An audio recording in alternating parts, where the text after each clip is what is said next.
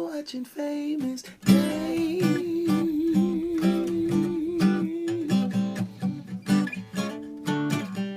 on YouTube.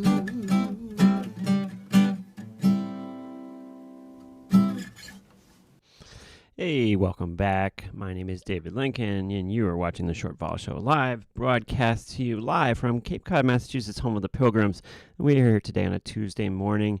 I'm excited to be here with you after technical difficulties yesterday. If you were one of the people who sat there and watched a blank screen with me not coming on it, I apologize for that. I'm trying to make up for it by doing shows 2 days in a row here.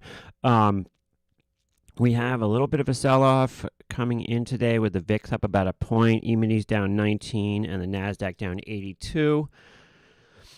I was reading an article yesterday saying something about how the bubble is going to burst and blah, blah, blah. And I think it's healthy that there should always be a couple articles out there saying how we're just about to crash, because that's just the nature of things in the market. One of my friends who was long Moderna for a while was lamenting how he missed the big rally over a couple weeks ago. Here's the chart behind me. We got all the way from down here around 292 up to almost 500, and now it's come off those highs a little bit after earnings here. Really just a tremendous run that this one has had. Sometimes the stock market seems like it's just so obviously easy, right? You could go out there and say, oh, Moderna made a vaccine. Wow, I bet people will use the vaccine. Let's buy the stock. And it pretty much at any price back then that you had bought it, you would have made a ton of money. Now, things don't always work that easily, but in this case, it did, right? Where if I look behind me, if I get out of the way for a second, we can see it around 54 in October of last year, and you can see earnings lost money, then all of a sudden went from losing 59 cents, losing 69 cents to making 284 and then making 646. Of course, they made some money on the whole vaccine thing, and look at that rally.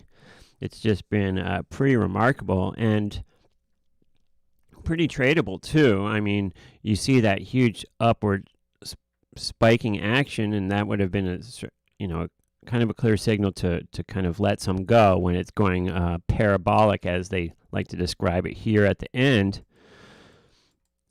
And I know some traders, for example, Bear Charts, popular guy on StockTwits, was employing bear strategies once we got to the top here, and others as well. So an interesting one there.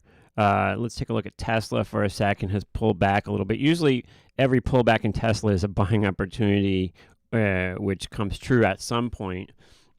We're 686 right now, so off the high of 900 from February by a little bit. Still remarkable. Now, this stock, when I think back, it was sitting in a range between 350 and 400 for like years, and then it went way higher to like 2000 and split, right? So this is post-split. So this has just been a huge monster of a long for many people, and it's made many people's fortunes, right? All right, so let's get to the main contender here, GME. Now, yesterday I came in and I was lamenting the fact that I had put this position on at bad prices, and I was recording a loss of $1,000 putting the position on, and that pretty much that loss evaporated as soon as the open happened yesterday, and probably as a combination of both just the theta decay slowly catching up with the position. Remember, theta here around $90 a day. If you look down here at the Greeks here, a combination of that and just volatility coming in. I don't have the Greek of Vega here, so let's add that to the bottom. Now, Vega is defined, when you think Vega, think volatility. They both start with a V. And Vega would be defined as the amount of dollars that you, if you're long Vega, it's the amount of dollars that you would make for a 1 point move in volatility up. If you're short Vega, then you are looking for volatility to come in. So if we add Vega to the position here, then we can see that at this spot we're short 67 Vega, right? So as volatility comes in, we make $67 per point it comes in. Now, it has come in a little bit, right? So we can look here September, and on the right side, you can see this is kind of just an average volatility number because, of course, there's a skew here. The out-of-the-money puts have a higher volatility than the out-of-the-money calls, but this is kind of just an average here of 112. Now, this was up around 130 just a little while ago. So this has come in, even in the last couple of days, a lot. With earnings scheduled for the 7th of September, look for this number to stop coming in and maybe firm up. Usually ahead of earnings, what happens is that volatility actually goes higher. And as we get closer to earnings, I would expect to see this number turn around. But when we talk about option decay, even if the number stays the same and doesn't go lower, we're still decaying every day. And even if the number goes higher, once again, we're still decaying every day. So, but the phenomenon we find a lot of times coming into earnings is just that volatility firms up, and some of the stuff may not decay at all. Like right before earnings, it wouldn't be surprised at all if you're not seeing, even though it shows this number of $90 a day in decay, when we get real close to earnings, I would not be surprised if we don't see that decay continuing. What will happen is stuff will stop decaying like a week before earnings, and then all that decay will come out the moment after earnings come out, right? So if earnings are after the close, then the next morning when you come in, volatility will be down, and all of the several days of that theta, that $90 a day in theta, several days will combine at once and come out of the position. But right up towards earnings, you kind of have, if you're long options, you have a free ride for a little bit, right? And so that's a strategy that's employed by a lot of people to buy, let's say 2 weeks before earnings, buy some options, and you have the leverage employed by buying those options to play with right up until earnings. So the strategy would be to buy options and see if you get some sort of move that you can capitalize on, and just sell those options out right before earnings. So you have that little period of time where if you don't get a move, then you can break even because stuff isn't really decaying, no harm, no foul. But if you do get a big move, then you make money. So so when we're looking at these options here that we're short in September, we have to be aware of the fact that as we approach earnings, it's probably going to stop decaying and it might actually go in the other direction. So this is a reason to look to get out of this position.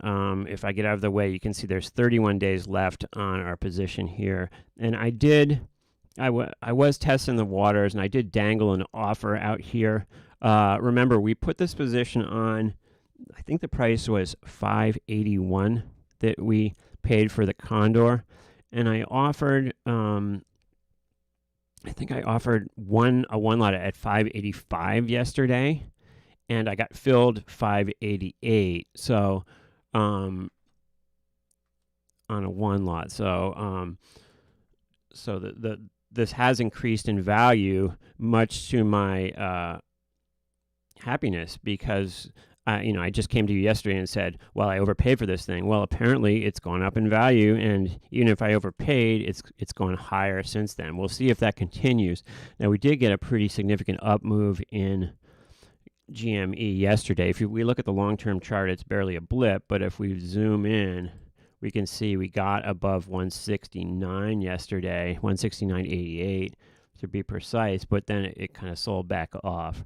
Let's just to refresh your memory, I have the this Condor on, and the numbers are the 190 put, the 180 put, the 120 put, and the 110 put. So we're looking for this to stay between 180 and 120. So the midpoint between 180, so that's a $60 range. So the midpoint would be 150. So we'd love for this to kind of just go to 150 and sit there. We'll see what happens. It is offered a little bit lower before the open today. The stock closed 163.93, and the market right now is 162.30 bid at 162.80. It did trade all the way down to, I think, something like 160. I know the market was 160 bid at 162 at one point, but not a lot has traded so far today. Only 7,800 shares. In other meme stock action, AMC has traded 600,000 shares so far today. So everything is very calm right now. Not a whole lot going on. But the position in GME seems to be working at the moment, which is a good thing, right?